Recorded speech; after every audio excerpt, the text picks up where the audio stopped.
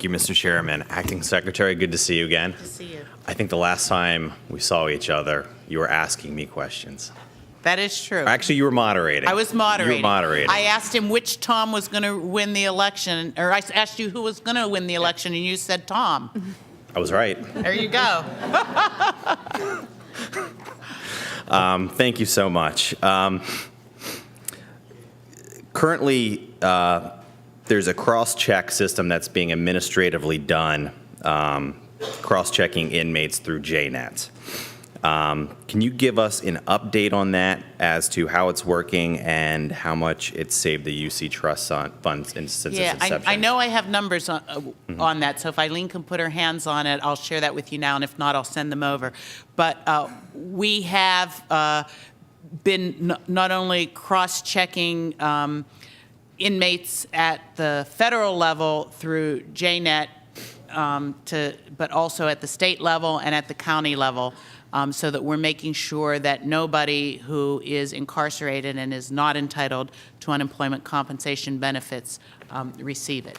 And that is working well, and I know that we do have some numbers on that. This is our human resources. Okay, numbers. let me see if I can pull them quickly.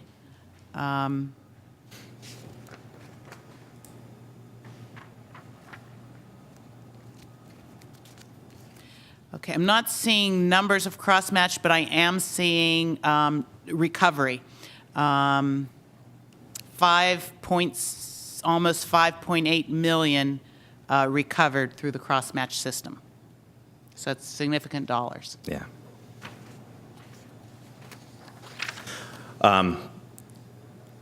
Would you or the administration support codifying that into law since it's administratively being done right now? Since I'm not prepared to speak for the administration, I will take your interest back to the table, and we'll look forward to talking to you about it. Will do. Righty. Sounds good. Let's talk numbers real quick on minimum wage.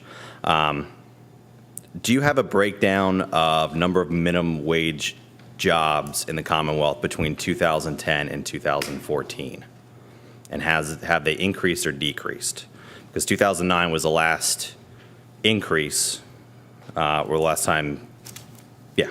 increase was 2009.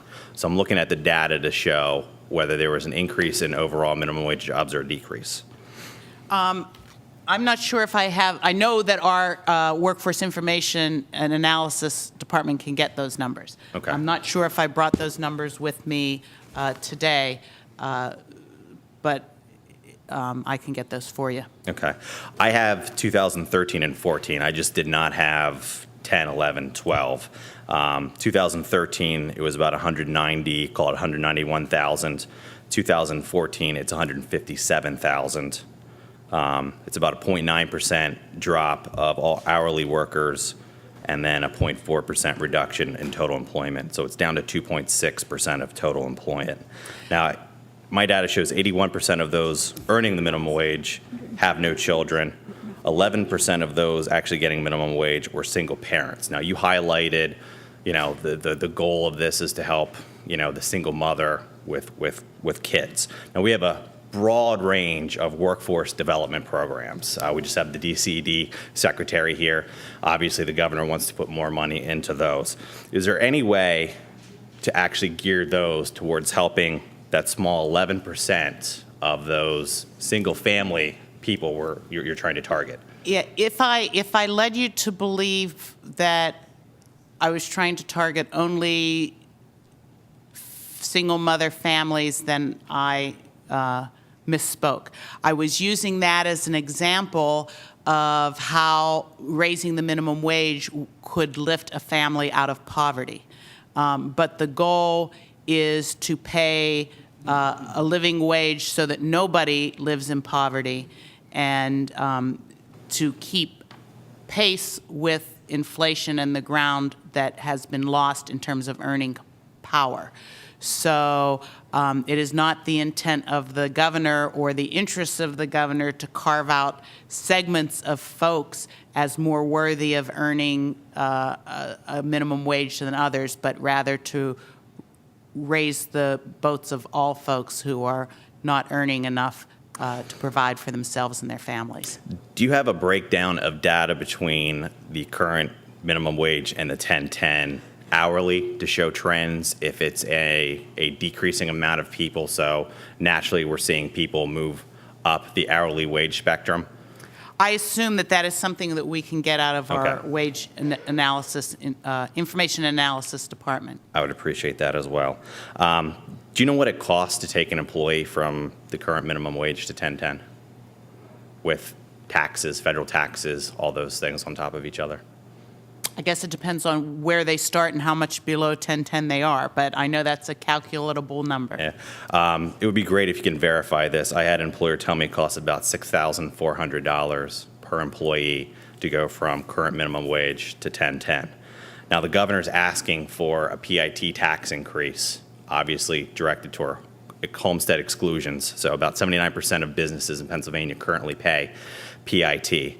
So we're pulling money out of their pockets. We have sales tax expansion, which hits small business as well. I mean, you're talking all those professional services from engineers on down.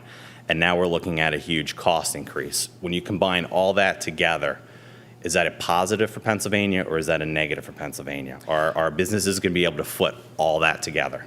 I believe that the governor's proposal, or he wouldn't have put it out there, that we believe that that is good for all of Pennsylvania. That is good for Pennsylvania citizens. That is good for Pennsylvania businesses. This is a holistic Commonwealth, and businesses benefit by everything that the Commonwealth provides. So do we as citizens. We all benefit by a well-educated Commonwealth and citizenry. We all benefit by well-paved roads. We all benefit by the services that government provides, and I think we have to look at Governor Wolf's proposal in its holistic from its holistic view to growing a stronger Pennsylvania, and we absolutely believe that the package that he has put together does that. Do you know what the average hourly wage of a Pennsylvania hourly wage worker is currently? I know we have that number, but I don't have it in my head at the moment. Your predecessor, Secretary Herthway, testified in front of the committee last time. It was $21.40. So I'm anxious to see if that has naturally increased or decreased. So I would appreciate that information as well. I